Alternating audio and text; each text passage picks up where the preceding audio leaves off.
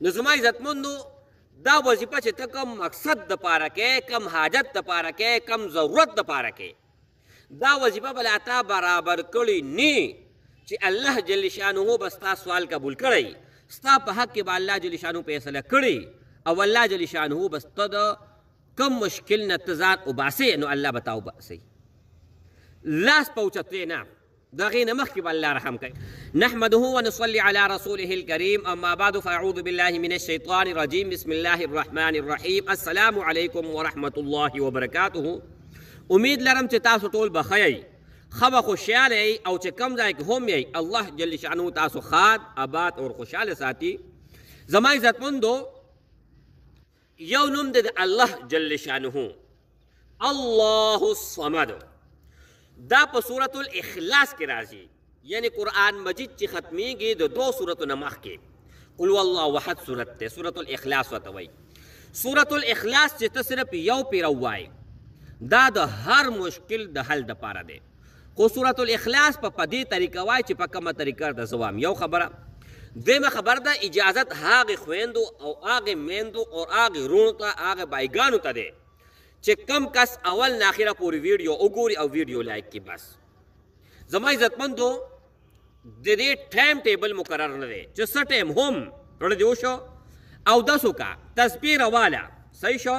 دا ما سره تسبیح دی یو خدا جوړه ده که نه، په دې اکثر زه ذکر مې کوم. دا دې ته وګورئ وی زما عزتمندو، دا چې کوم دی زه عمرې تللی وم الحمدلله ثم الحمدلله، دا د مدینې منورې مدینې طیبې دي، صحیح شو.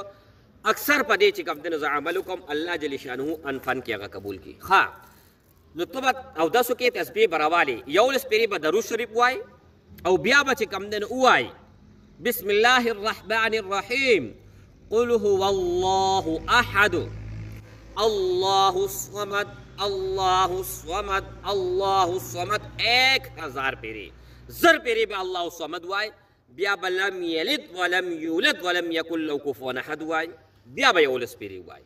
نو زما عزتمندو دا وظیفه چې ته کم مقصد دپاره کې، کم حاجت دپاره کې، کم ضرورت دپاره کې، دا وظیفه به لا تا برابر کړې نه چې الله جل شانه به ستا سوال قبول کړی، ستا په حق کې به الله جل شانه فیصله کړي او الله جل شانه به ستا د کم مشکل نه ته ځان وباسې، نو الله به تا وباسي. لاس په اوچتې نه، د هغې نه مخکې به الله رحم کوي. خو ها دوا ضروري ده، دوا الدعاء مخ العباده. نبی کریم صلی الله علیه وسلم ارشاد مبارک دی چې دعا دا د دین مغز دی. نو زما عزتمندو چې څه په دعا ملاویږي که نه، دا نور په هیڅ نه ملاویږي. دا تاسو ځان سره په سور پې ولیکئ. نو زما عزتمندو دا سورة الاخلاص عمل مې راته ووي، دا تاسو هم وکئ، میندو خویندو سره رونو سره هم شیر کئ او ضرور به ضرور که تاسو وایئ چې دا صدقه جاریه جوړه شي نو یو شیر د ویډیو لازمي ورکئ، ځکه چې ستاسو هم دنیا او آخرت جوړ شي.